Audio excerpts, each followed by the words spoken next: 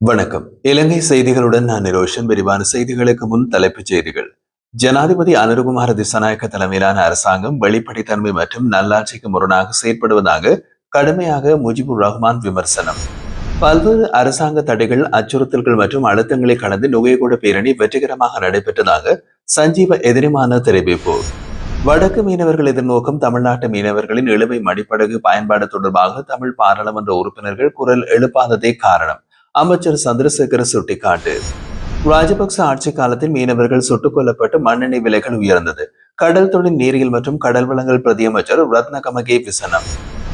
தொடர்வது விரிவான செய்திகள். ஐக்கிய மக்கள் சக்தியின் பாராளுமன்ற உறுப்பினர் முஜிபுர் ரஹ்மான் புதன்கிழமை கட்சி தலைமையகத்தில் நடத்திய ஊடகவியலாளர் சந்திப்பில் ஜனாதிபதி அனுரகுமார திசாநாயக்க தலைமையிலான அரசாங்கம் வெளிப்படைத்தன்மை மற்றும் நல்லாட்சிக்கு முரணாக செயற்படுவதாக கடுமையாக விமர்சித்தார்.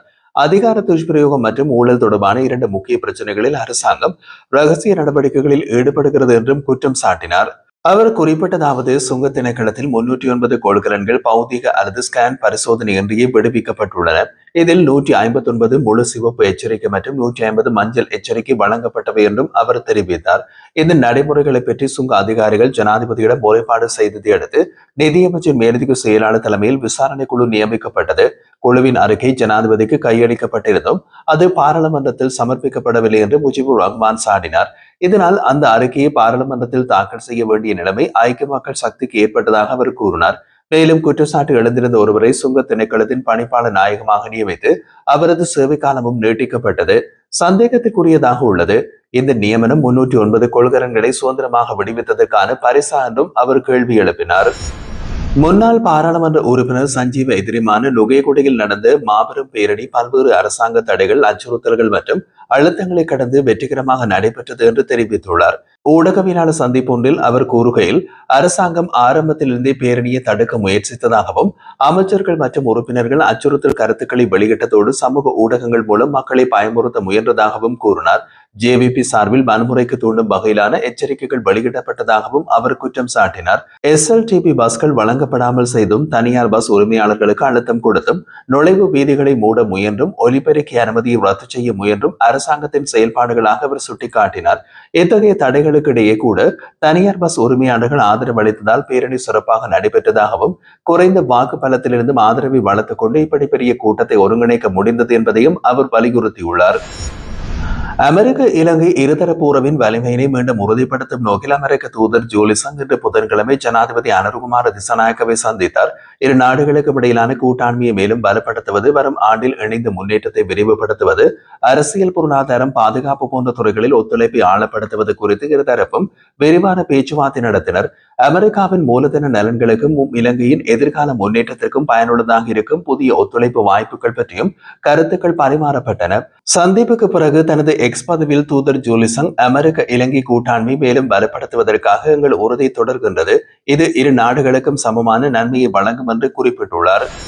வடக்கு மீனவர்கள் எதிர்நோக்கும் தமிழ்நாட்டு மீனவர்களின் ஆக்கிரமிப்பு மற்றும் இளவுமடி படகு பயன்பாடு தொடர்பாக தமிழ் பாராளுமன்ற உறுப்பினர்கள் போதுமான குரல் எழுப்பாததை இந்த பிரச்சனையை நீடிப்பதற்கான பிரதான காரணம் என்று கடல் தொழில் அமைச்சர் ராமலிங்கம் சந்திரசேகர் சுட்டிக்காட்டினார்.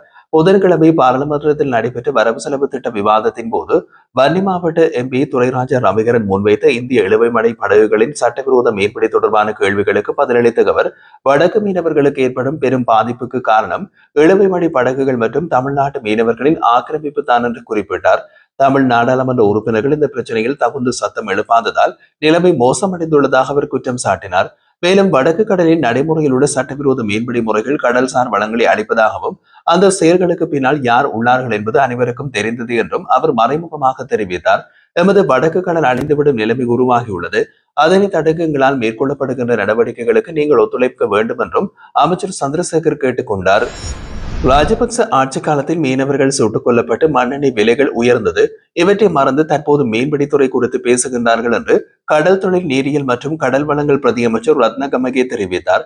நாடாளுமன்றத்தில் புதன்கிழமை நடைபெற்ற 2026 ஆண்டுக்கான வரவு செலவு திட்டத்தின் குழுநிலை விவாதத்தில் கடல் தொழில் நீரியல் மற்றும் கடல் வளங்கள் அமைச்சுக்கான நிதி ஒதுக்கீடு குறித்து உரையாற்றிய போது அவர் இதனை குறிப்பிட்டுள்ளார். பிரதியமைச்சர் ரத்னகமகே மேலும் கூறிய போது, இலங்கையில் உற்பத்தி பொருளாதாரத்தை மேம்படுத்த 3 முக்கிய துறைகள் இருக்கின்றன. அவற்றில் கடல் தொழில் நீரியல் மற்றும் கடல் வளங்கள் அமைச்சும் ஒன்று. இதனால் இந்த துறைக்குரிய கவனம் வழங்கப்பட்டுள்ளது. 2026 நிதியாண்டுக்கான வரவு செலவு திட்டத்தில் எமது அமைச்சுக்கு போதுமான நிதி ஒதுக்கப்பட்டுள்ளது. இதற்காக ஜனாதிபதிக்கு நன்றிகள் தெரிவிக்கின்றோம். நாட்டின் மக்களுக்கு தேவையான புரோட்டீன் தேவையை பூர்த்தி செய்யும் வகையிலே செலாவணிகளை முன்னெடுக்க தயாராக இருக்க வேண்டும். நவீன தொழில்நுட்பத்தை பயன்படுத்தி முன்னேறவும் அதற்கான ஏற்பாடுகள் மேற்கொள்ளப்பட்டு வருகின்றன. எமது அமைச்சுக்கு 2026 வரவு செலவு திட்டத்தில் 10.6 பில்லியன் ரூபாய் ஒதுக்கப்பட்டுள்ளது.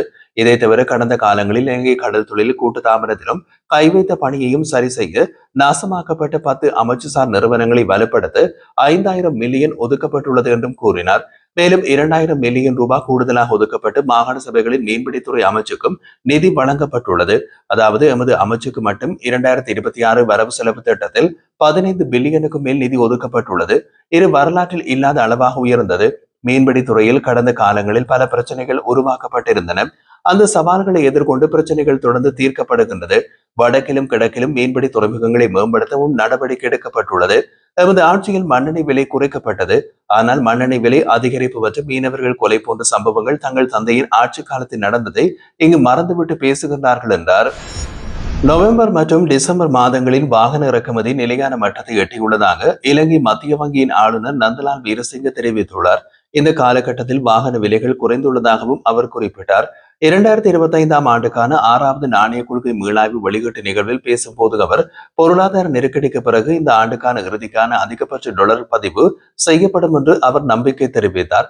சர்வதேச நாணய நிதியத்தின் 5ஆம் தவணை கடன் டிசம்பர் 15ஆம் தேதி அங்கீகரிக்கப்படும் என்று எதிர்பார்க்கப்படுவதுடன் ஆசிய அபிவிருத்தி வங்கி மற்றும் உலக வங்கியிலிருந்தும் டிசம்பரில் நிதி கிடைக்கும் என்பதையும் அவர் கூறினார்.